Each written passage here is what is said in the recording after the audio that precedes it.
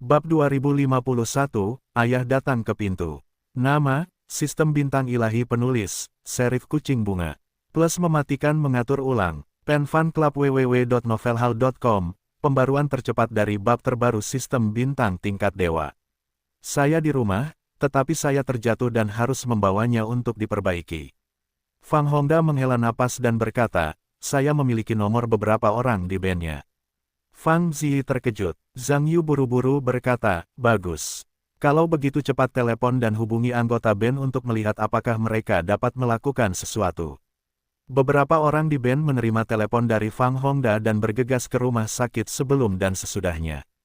Ketika beberapa orang mengetahui bahwa Fang Zitong telah menjadi orang vegetatif, itu tentu saja tidak dapat dipercaya. Bagaimana ini bisa terjadi? Ya, kami pikir dia telah melakukannya dengan baik di perguruan tinggi. Apakah ada yang perlu kami bantu? Zhang Yudao, saya teman sekelas Fang Zitong. Sekarang Zitong membutuhkan bantuan semua orang. Karena kalian pernah bermain band bersama sebelumnya, apakah kalian tahu apa keinginan Zitong? Get Gatrot, keinginan terbesar Zitong adalah berpartisipasi dalam festival rock. Steel Pipeline, iya, saat kami bermain bersama, dia hanya bermimpi. Tapi apa? Zhang Yu buru-buru bertanya. Beberapa orang saling memandang. Akhirnya, mereka memberi isyarat kepada Dewa Pintu. Dewa Pintu memandang Fang Hongda di samping dan berkata, namun, Zitong berkata dia, ayahnya tidak akan mengizinkannya bermain musik rock. Band kami juga dibubarkan karena ini. Zhang Yu tiba-tiba beralih ke Fang Hongda. Tao, Paman Fang, aku seharusnya tidak bertanggung jawab atas urusan keluargamu. Tapi Zitong dalam situasi ini, mungkin perlu beberapa rangsangan eksternal untuk pulih, jadi aku butuh bantuanmu.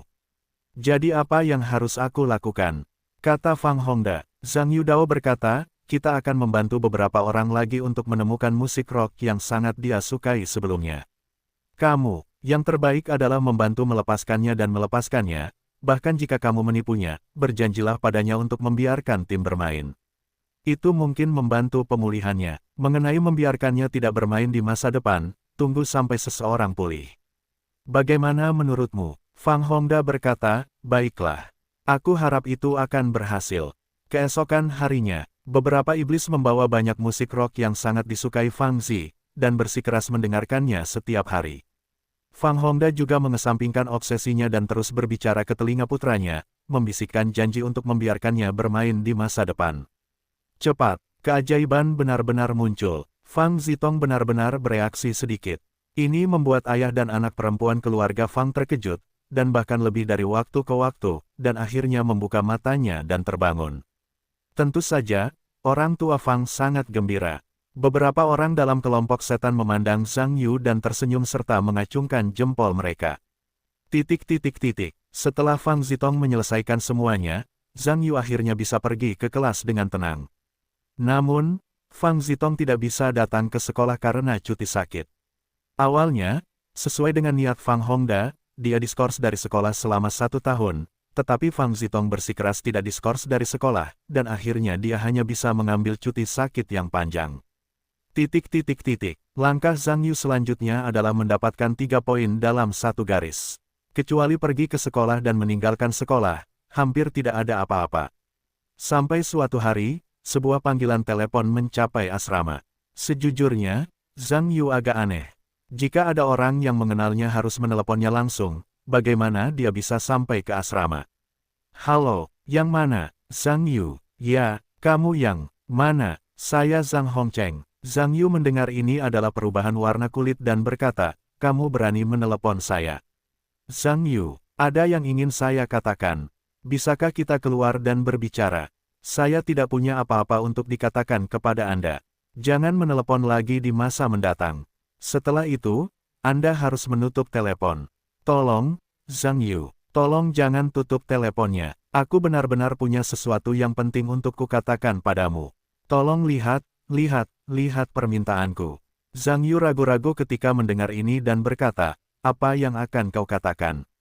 Bisakah kita bertemu? Tidak jelas di telepon. Baiklah. Zhang Yu mengatakan nama kafe itu sebelum menutup telepon. Tak lama kemudian keduanya bertemu di kafe itu. Setelah Zhang Yu duduk, dia menatap Zhang Hongcheng dan merasa bahwa penampilan pihak lain itu tidak terlalu bagus, seolah-olah dia memiliki sesuatu untuk dikhawatirkan. Tetapi ketika dia melihat wajah orang itu, dia sedikit tidak nyaman dan langsung tidak sabar. Dia berkata, "Kamu punya cara. Kamu bisa menemukan universitas. Apakah kamu ingin minum sesuatu? Jangan minum, tidak nafsu makan. Katakan saja, untuk apa kamu mencariku?" Zhang Hongcheng berkata, "Aku tahu kamu membenciku. Aku tidak menyalahkanmu. Sebenarnya aku membenci diriku sendiri." "Berhenti dan berhenti." Zhang Yu menyela dengan tidak senang, "Jika kamu berbicara tentang ini. Itu gratis. Aku tidak suka mendengarkan, dan aku tidak ingin mendengarkan. Kamu meninggalkan rumah ini, aku tidak menganggapnya sebagai hal yang buruk sekarang. Tanpa kepergianmu, tidak akan ada pertumbuhan ibu dan anak kita. Di masa depan, kita masih akan berjalan setengah jalan menuju langit, dan kita tidak akan pernah saling menghubungi. Zhang Yu, kali ini aku tidak datang untuk memintamu memaafkanku. Tapi aku benar-benar memiliki sesuatu untuk ditanyakan padamu. Cepat dan katakan sesuatu." Zhang Hongcheng ragu-ragu dan berkata, "Aku sekarang memiliki seorang putra, yang merupakan saudaramu." Zhang Yu mencibir, "Kapan aku punya adik laki-laki? Kenapa aku tidak tahu?" Zhang Hongcheng berkata, "Entah kau mengakuinya atau tidak. Dia adalah saudara tirimu. Kalau begitu aku tidak bisa mengakuinya. Karena aku sama sekali tidak punya saudara. Aku mohon, Zhang Yu. Jangan seperti itu, adikmu benar-benar membutuhkan bantuanmu sekarang. Tolong." "Oh, ternyata aku memikirkanku saat kau butuh bantuan. Kemana kau menghabiskan waktu saat ibu kita butuh bantuan?" Aku tidak bisa memberitahumu. Aku akan memberitahumu Zhang Hongcheng. Hati ibuku yang membiarkanmu pergi begitu saja. Kalau tidak, kejahatan bigamimu saja sudah cukup bagimu untuk berjongkok selama beberapa tahun.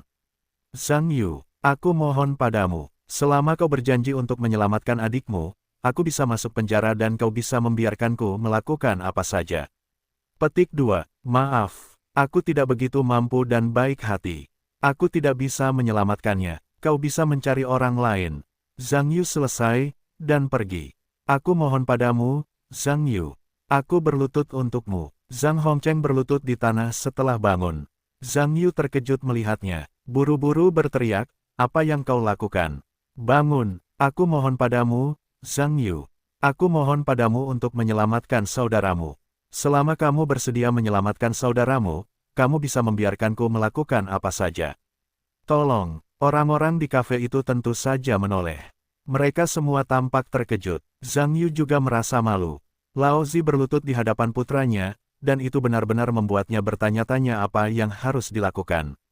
"Cepatlah, oke, aku berjanji padamu. Cepatlah, kamu benar-benar setuju." Wajah Zhang Hongcheng bersinar dengan kegembiraan. "Berjanji, setuju. Kamu cepat bangun." Zhang Yu juga dipaksa untuk tidak melakukan apa-apa. Setelah Zhang Hongcheng bangun, keduanya duduk di meja lagi. Zhang Yu juga sedikit terdiam, mengetahui hal ini, dia mungkin juga tidak datang. "Kamu mengatakannya, ada apa denganku? Ini masalahnya. Lebih dari sebulan yang lalu, saudaramu tidak sehat, dan dia mengalami flu dan demam selama beberapa saat, dan tidak ada yang efektif setelah disuntik. Setelah itu, ibumu mengirimnya ke rumah sakit untuk diperiksa, dan dia benar-benar menderita leukemia." Petik 2. Leukemia. Zhang Yu mengerutkan kening, akut atau kronis? Akut. Lalu, berapa umur putramu?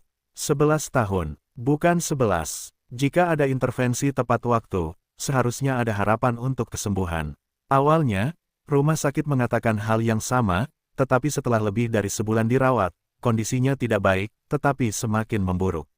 Sekarang rumah sakit mengatakan bahwa transplantasi sumsum tulang harus dilakukan. Transplantasi sumsum tulang. Zhang Yu mendengar ini dan tiba-tiba mengerti, wajahnya sekarang berkata dengan tidak menyenangkan, "Kamu datang kepadaku. Jangan berencana untuk membiarkanku menyumbangkan sumsum tulang belakangnya. Aku juga tidak bisa melakukannya. Aku telah mengujinya dengan ibumu, dan pencocokannya belum berhasil. Sekarang aku hanya bisa menaruh harapan padamu. Apakah kamu bercanda denganku secara internasional? Oh, kamu meninggalkanku selama bertahun-tahun? Tidak peduli bertanya, pertama kali kamu datang kepadaku, aku diminta untuk menyumbangkan sumsum tulang belakangnya kepada putramu.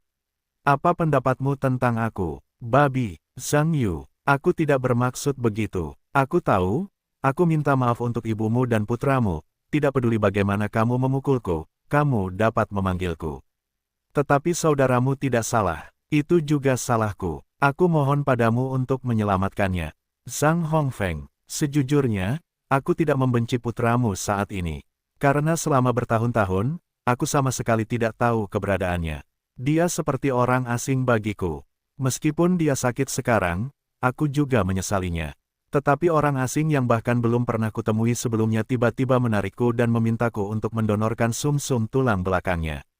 Apakah menurutmu ini mungkin? Zhang Yu, aku mohon padamu, tolong bantu dia. Jangan tanya aku, karena kamu bertanya padaku, aku tidak akan setuju. Jika kamu bisa, kamu masih lebih membenciku. Dengan cara ini, aku membencimu, kamu membenciku. Hubungan, oke, mari kita bicarakan ini. Jika kamu punya waktu, pergilah ke kerabatmu untuk memobilisasi dan memobilisasi. Kemungkinan kecocokan antara kerabat dekat masih sangat tinggi. Semoga dia bisa menyembuhkan penyakitnya. Sampai jumpa. Setelah selesai berbicara, Zhang Yu memutuskan untuk tidak mengurus pihak lain dan bangkit dan meninggalkan kafe. Melihat punggung Zhang Yuyuan, Zhang Hongcheng duduk tak berdaya di kursi. Zhang Yu meninggalkan kafe dan tidak langsung kembali ke sekolah. Sejujurnya, dia bukanlah orang yang keras hati. Tidak mungkin untuk mengatakan bahwa dia tidak merasakan apapun di dalam hatinya. Zhang Yu pulang ke rumah dan berjalan di sekitar rumah, sangat mudah tersinggung. Akhirnya itu benar-benar menjengkelkan, jadi saya mengangkat telepon dan menelepon Yu Meixiu. Ibu, apa yang kamu lakukan? Tidak ada. Bagaimana denganmu? Tidak ada. Membosankan? Aku ingin meneleponmu. Nak, apakah kamu khawatir? Tidak, kamu pasti punya sesuatu di hatimu. Jangan berbohong kepada ibu. Apa-apaan ini? Zhang Yu terdiam beberapa saat dan berkata, Zhang Hongfeng datang kepadaku hari ini. Bajingan ini, dia benar-benar menemukan ibu kota. Ibu, kamu tahu dia akan datang kepadaku. Aku tidak tahu, aku hanya merasakannya. Dia meneleponku beberapa hari yang lalu. Kemudian aku dimarahi. Kemudian itu, ditambahkan ke daftar hitam. Kemudian dia membuat beberapa panggilan dan menutupnya setelah aku sekarang. Lalu apakah kamu tahu apa yang dia minta padaku? Aku tidak tahu. Dia ingin mengatakan, aku tidak ingin mendengarkan sama sekali.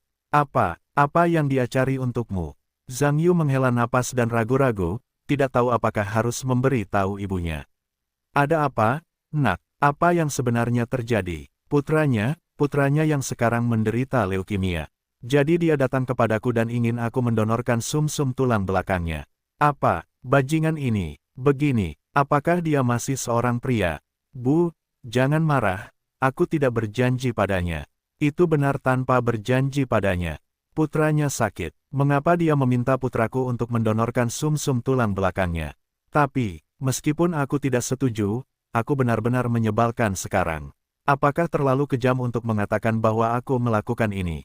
Nak, ini bukan hal yang kejam atau tanpa ampun. Ibu kita tidak melakukan apapun untuk meminta maaf padanya, dialah yang meminta maaf kepada kita. Oh, selama bertahun-tahun, terlepas dari kita, pertama kali kita datang kepada kita adalah untuk membiarkanmu menyumbangkan sumsum tulang belakang, untuk putranya saat ini. Bahkan binatang buas tidak dapat melakukan hal semacam ini. Meskipun aku seharusnya tidak mengatakan itu, akhir putranya saat ini sepenuhnya adalah dosa yang dibuatnya. Petik 2. Lalu kita benar-benar tidak peduli. Tidak masalah. Bahkan jika kamu ingin mengendalikan, aku tidak akan membiarkannya. Oke, itu saja. Aku akan menutup telepon dulu. Tidurlah dengan nyenyak malam ini. Jangan pikirkan dia. Pergilah ke sekolahmu. Baiklah, aku tahu. Zhang Yu menutup telepon dan mendesah tak berdaya. Aku tidak tahu apakah hal semacam ini boleh dilakukan, tetapi bagaimana aku bisa melupakannya sepenuhnya.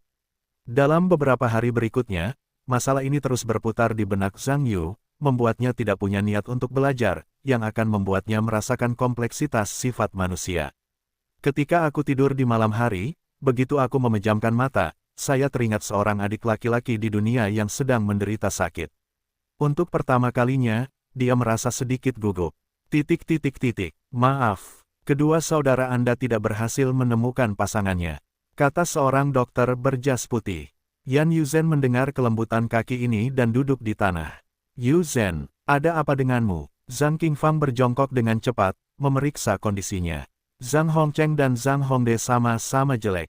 Harus saya katakan bahwa akhir-akhir ini, mereka telah memobilisasi sebagian besar kerabat untuk datang ke rumah sakit untuk pencocokan tipe. Namun, semua yang datang ke sini tidak berhasil dalam pencocokan tipe tanpa kecuali. Tentu saja, ada juga yang tidak datang, dan mereka tidak dapat dipaksa oleh yang kuat. Namun dari sudut pandang orang-orang yang telah datang ke sini, mereka hanya kecewa lagi dan lagi. Zhang Hongde menghela nafas dan menatap adik laki-lakinya, jika tidak, saya hanya bisa mengandalkan Bang Sum Sum tulang belakang.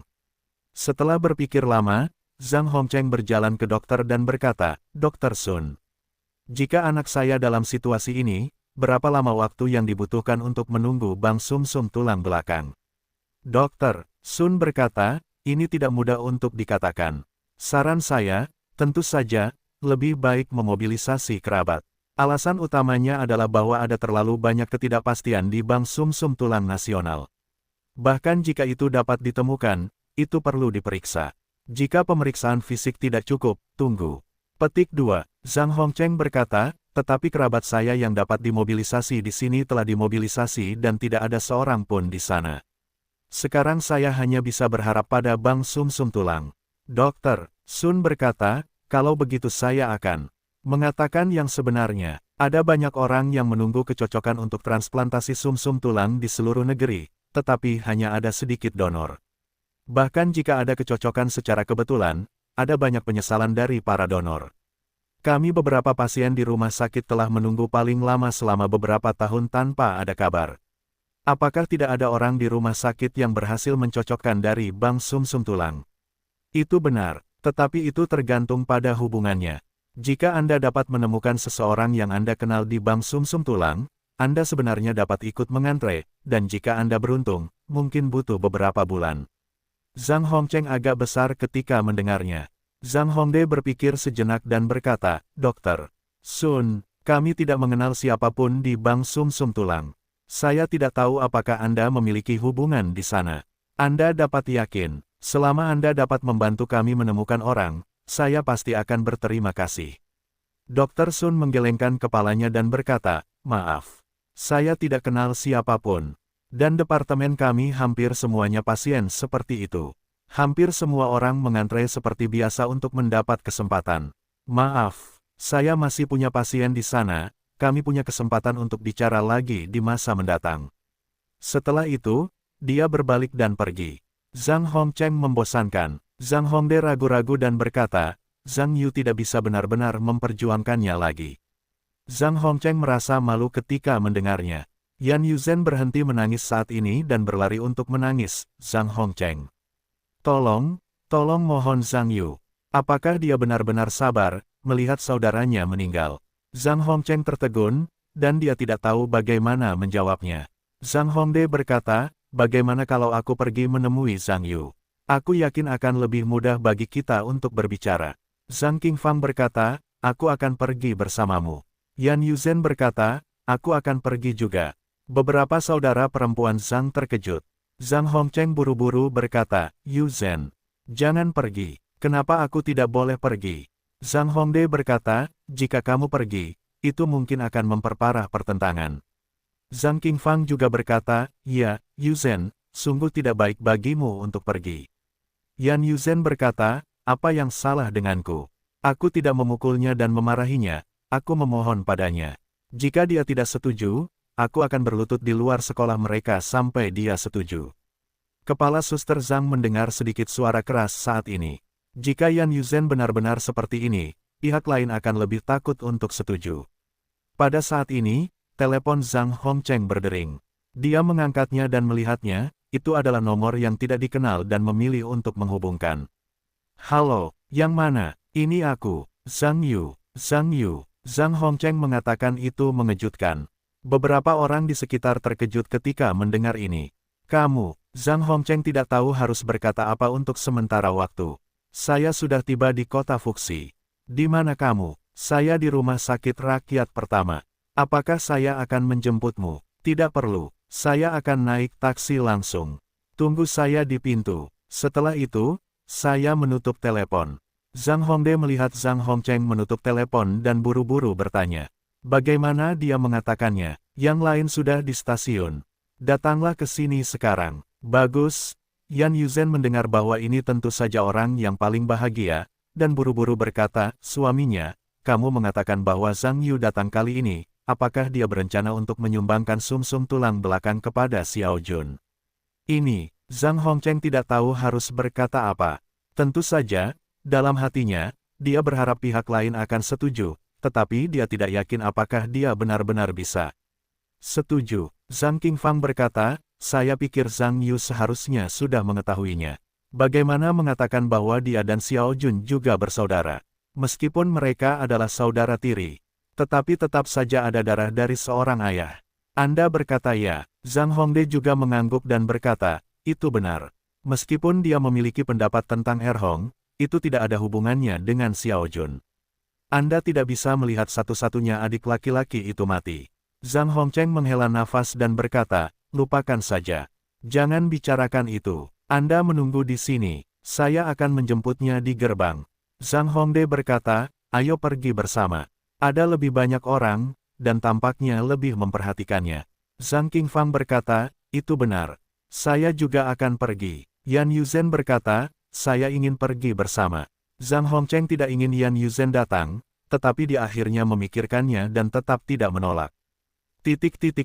Semua orang datang ke pintu halaman pertama, dan setelah beberapa saat, sebuah taksi berhenti. Setelah Zhang Yu turun dari bus, tidak mengherankan melihat saudara-saudari keluarga Zhang semuanya ada di sana. Sekarang setelah dia datang, wajar saja jika semua persiapan untuk bertemu keluarga Zhang sudah dilakukan. Zhang Yu, kamu di sini. Lelah atau tidak, apakah kamu ingin mencari tempat untuk beristirahat dulu? Zhang Hongcheng tentu saja sangat antusias. Apakah kamu ingin mencari tempat untuk makan? Zhang Hongde juga buru-buru berkata. Zhang Qingfang dan Yan Yuzhen sama-sama gugup. Zhang Yu melihat beberapa orang dan berkata, aku di sini bukan untuk makan. Berbicara tentang itu, dia menoleh ke Zhang Hongcheng dan berkata, putramu. Jika memungkinkan, bolehkah aku menemuinya sekarang? Baiklah, aku akan mengantarmu sekarang. Beberapa orang terdiam sepanjang jalan, berjalan ke rumah sakit, dan datang ke bagian rawat inap hematologi eksklusif. Kamar tunggal, seorang anak laki-laki berusia 10 tahun sedang berbaring di tempat tidur, mengenakan masker, dan menatap keluar jendela. Mendengar ada yang masuk ke dalam rumah, dia buru-buru menoleh, dan setelah melihat sekelompok orang, senyum muncul di wajah pucatnya. Ibu dan ayah, kenapa kalian baru kembali? Yan Yuzhen bergegas menghampiri dan memegang tangan putranya. Ada apa, Xiao Jun? Apakah tidak nyaman? Baiklah, ibu, di sini terlalu membosankan, aku ingin jalan-jalan. Tidak, apa kamu lupa apa yang dikatakan dokter? Kamu harus menjaga istirahatmu saat sakit, dan kamu hanya bisa keluar saat sakit.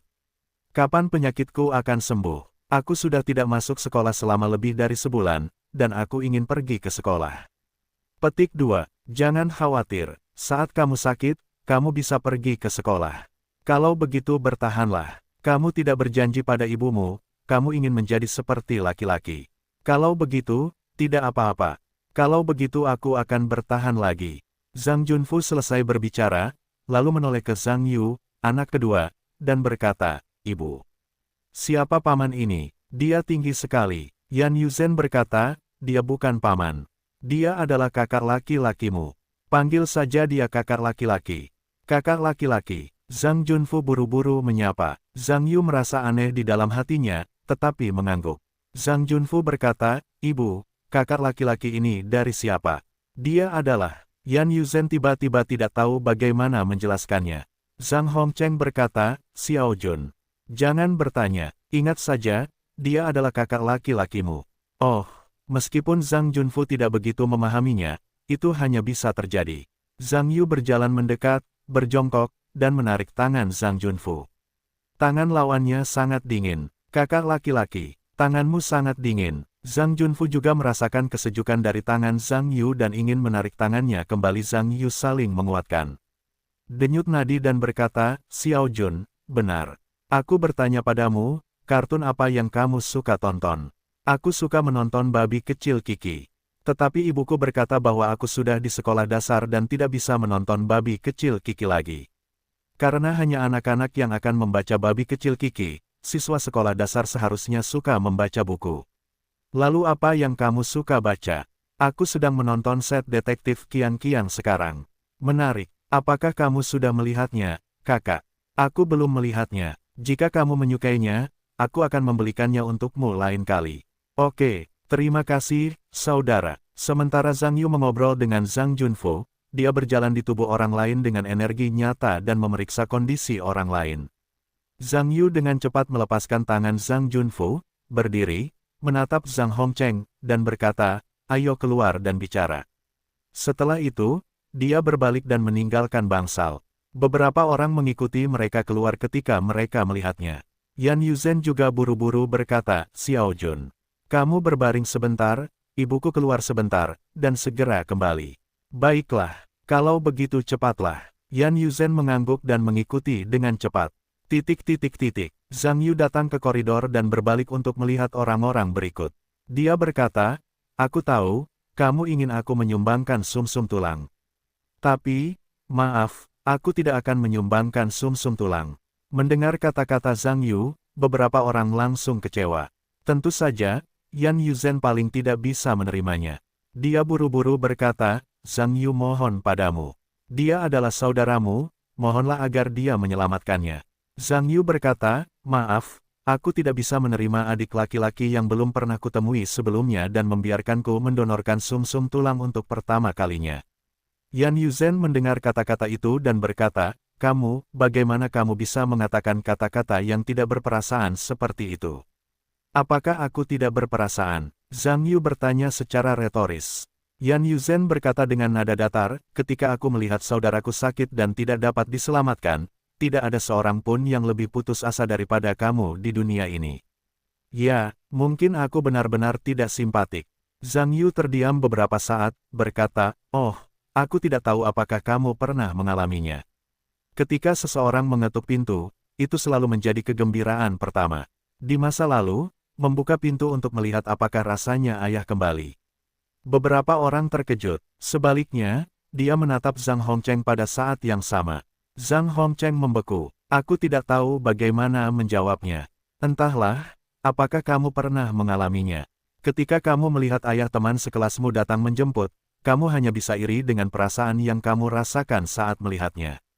Kamu pernah mengalaminya, dan kamu tidak pernah berani bertanya kepada ayahmu, hanya karena kamu takut melihat kesedihan dan air mata ibumu. Kamu tahu bagaimana rasanya iri pada seseorang yang dipukuli oleh ayahku. Bermalam-malam yang tak terhitung jumlahnya, aku bertanya, kemana ayah pergi? Kapan dia bisa pulang? Apakah dia tersesat? Kemana aku harus pergi untuk menemukannya? Aku tumbuh dari seorang anak yang ingin melihat ayahku pulang setiap hari, menjadi seorang remaja yang penuh dengan kebencian terhadap kata ayah. Apakah kamu pernah mengalami hal-hal ini? Jika tidak, apa kualifikasimu bagiku untuk menjadi putus asa? Jika aku benar-benar tidak simpatik, aku juga mewarisi ketidaksimpatian seseorang. Justru karena dialah dia memaksaku menjadi seperti sekarang, dialah yang memaksaku menjadi orang yang tidak simpatik seperti dia. Tahukah kamu? Ketika Zhang Yu mengatakan ini, dia jarang menunjuk Zhang Hongcheng yang meraung dengan gembira.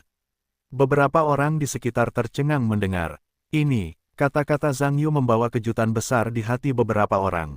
Mereka seperti melihat seorang anak, menatap ayah orang lain dengan wajah iri berkali-kali, dan mereka hanya bisa tumbuh sendiri. Zhang Hongcheng bahkan lebih berambut abu-abu, tahu bahwa dia telah menghindar untuk memikirkan ibu dan anak Zhang Yu selama ini. Kali ini Zhang Yu menceritakan pengalamannya sendiri selama bertahun-tahun, secara alami membiarkannya melepaskan dirinya sendiri. Yan Yuzhen tidak bisa mengatakan apa-apa saat ini. Karena dendamnya sebelumnya, dia menghilang tanpa jejak. Dibandingkan dengan anak-anak mereka sendiri, para remaja di depan mereka mengalami lebih banyak rasa sakit di masa lalu dan lebih sulit dibayangkan. Saudari Zhang Hongde dan Zhang Qingfang tidak tahu harus berkata apa. Yan Yuzhen menangis, Zhang Yu. Aku mohon padamu, aku tidak membencimu. Jika kau ingin membenci, tolong benci aku. Jangan benci saudaramu. Dia masih anak-anak, dia tidak salah. Akulah yang salah, aku tidak seharusnya membawa pergi ayahmu. Zhang Hongcheng berkata, Zhang Yu, aku salah. Aku mohon padamu, asalkan kau bersedia menyelamatkan Xiao Jun. Aku bersedia melakukan apa saja untuk meminta maaf padamu. Bahkan jika kau membiarkanku mati, kumohon. Kumohon. Zhang Hongde dan Zhang Qingfang awalnya, tetapi mereka tampaknya tidak mengatakan apa-apa. Zhang Yuping mendapatkan kembali kegembiraannya dan berkata, aku di sini bukan untuk mencari tagihan denganmu kali ini. Meskipun aku membencimu, tetapi aku tidak dapat menguras darah di tubuhku. Meskipun aku putus asa, aku masih tidak simpatik dirimu. Alasan aku datang kali ini hanya untuk mencoba yang terbaik. Alasan mengapa saya tidak ingin mendonorkan sumsum tulang belakang kepada Xiao Jun adalah karena saya benar-benar tidak ingin melakukannya. Alasan lainnya, mendonorkan sumsum tulang belakang tidak banyak berpengaruh padanya. Bagaimanapun, kami bukanlah saudara kembar. Bahkan jika kami dapat mendonorkan sumsum tulang belakang, setelah transplantasi sumsum tulang belakang, ia akan menggunakan obat anti penolakan seumur hidup. Kondisinya mudah kambuh. Belum lagi, bahkan jika ia beruntung dan bertahan, ia tidak dapat menjamin kualitas hidupnya. Jadi saya punya saran, saya harap dapat mempertimbangkannya dengan serius. Saya tahu bahwa Roma sekarang memiliki pengobatan baru untuk leukemia akut, yang masih dalam tahap percobaan dan dikatakan sangat efektif. Jika Anda setuju, saya dapat memberinya tempat melalui hubungan tersebut, tetapi orang-orang harus pergi ke Roma. Petik 2. Apa? Zhang Hongcheng dan Yan Yuzhen keduanya membeku pada saat yang sama. Zhang Hongde buru-buru berkata, Zhang Yu, apakah metode yang Anda katakan ini aman? Zhang Yu Dao, tidak ada pengobatan yang mutlak di dunia, hanya mengatakan bahwa ada kemungkinan. Jika berhasil, kualitas hidup di masa depan akan hampir sama dengan orang normal, dan tidak akan ada gejala sisa. Jika gagal total, aku tidak dapat menjamin bahwa aku dapat membawa orang kembali hidup-hidup. Apa, kau membawanya kembali? Apa maksudmu? Ya, maksudku, aku ingin menemaninya ke Roma secara langsung. Dan kau tidak bisa pergi. Kenapa? Karena orang-orang merekrut relawan secara pribadi, mereka tidak terbuka untuk umum. Aku juga mendapatkan kuota ini melalui hubungan. Itu tidak mudah. Aku juga meyakinkan orang lain bahwa tidak ada orang luar yang akan mengetahuinya. Jika kau setuju, aku akan membawanya ke Roma. Jika kau tidak setuju, aku tidak dapat membantumu. Tetapi aku dapat memberimu sejumlah uang dan melakukan yang terbaik. Semua orang akan berhenti menghubungiku di masa depan, karena aku hanya bisa melakukannya. Terlalu banyak. Beberapa orang saling memandang. Saya tidak tahu harus berbuat apa. Bagi Zhang Hongcheng dan Yan Yuzhen, mengetahui metode pengobatan baru tentu saja merupakan kabar baik. Namun masalahnya adalah mereka tidak dapat menindaklanjutinya, dan hanya dapat membiarkan Zhang Yu membawa Zhang Junfu. Meskipun mereka dikatakan sebagai saudara tiri, mereka tidak tumbuh bersama. Faktanya, mereka tidak berbeda dengan orang asing. Mereka secara alami tidak tahu apakah mereka harus setuju atau tidak. Zhang Yu melihat keraguan keduanya dan berkata, pikirkanlah. Jika Anda setuju, hubungi saya sesegera mungkin. Tetapi jangan terlalu lama. Yang terbaik adalah membantunya mendapatkan paspor selama pertimbangan. Jika Anda setuju, visa saya akan menyelesaikan masalah. Semakin pendek waktunya, semakin baik. Oke, ayo pergi. Saya akan pergi dulu. Setelah itu, saya menolak untuk menahan beberapa orang dan meninggalkan rumah sakit. Selama beberapa hari ke depan, bagi Zhang Hongcheng dan Yan Yuzhen, dapat dikatakan bahwa itu adalah dilema dan banyak penderitaan. Sambil melihat penyakit Zhang Junfu, tidak ada solusi, tetapi di sisi lain, dia memikirkan metode yang dikatakan Zhang Yu. Sebenarnya, mereka berdua benar-benar ingin setuju, jika mereka dapat pergi dengan putra mereka, tentu saja, itu yang terbaik. Namun masalahnya adalah mereka berdua tidak bisa tinggal bersama, tetapi jika Zhang Yu akan pergi bersama mereka, mereka juga tidak tahu. Zhang Yu juga dengan bijak tidak menelepon untuk mengingatkannya. Baginya, hidup harus dihadapkan dengan berbagai pilihan. Yang bisa dia lakukan hanyalah membiarkan keduanya memilih. Adapun hasil akhirnya, itu di luar kendalinya. Setelah sekitar seminggu, Zhang Hongcheng dan Yan Yuzhen akhirnya membuat keputusan, menelepon Zhang Yu dan setuju untuk membiarkannya membawa Zhang Junfu ke Roma. Zhang Yu bukan orang yang asal bicara. Dia langsung menelepon Christina dan memintanya untuk membantu mengurus visa. Sebenarnya, rencananya sangat sederhana. berniat untuk menyembuhkan Zhang Junfu secara pribadi. Namun karena dia tidak ingin orang lain tahu bahwa dia akan menyembuhkan penyakitnya, dia menggunakan Roma sebagai dalih untuk rencana pengobatan baru. Selesaikan semuanya, Zhang Yu mengambil liburan panjang dan terbang ke Roma bersama Zhang Junfu. Pada hari-hari berikutnya, Zhang Hongcheng dan Yan Yuzhen hanya bisa hidup dalam penderitaan. Karena sejak Zhang Yu pergi ke Roma, berita pada dasarnya menghilang, dan telepon tidak dihidupkan. Saya tidak tahu situasi di sana. Mereka bahkan tidak tahu kemana Zhang Yu pergi. Zhang Hongcheng ingin menelepon Yu Meixiu untuk menanyakan apakah ada cara lain untuk menghubungi Zhang Yu. Namun, Zhang Yu berkata sebelum pergi, dia tidak diizinkan untuk menelepon Yu Meixiu, jadi dia ragu-ragu lagi, dan akhirnya menahan diri untuk tidak bermain.